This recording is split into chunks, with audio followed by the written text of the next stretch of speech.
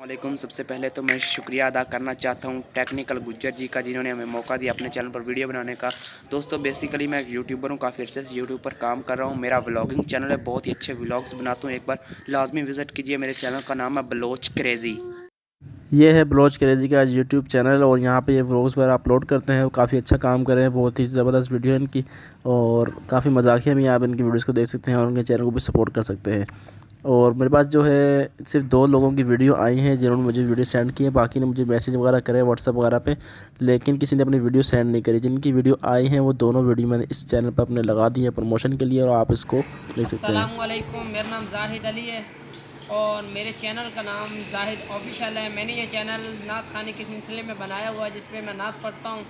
तमाम दोस्तों को से दरख्वास्त है कि मेरे चैनल को सब्सक्राइब करें, लाइक करें और शेयर करें।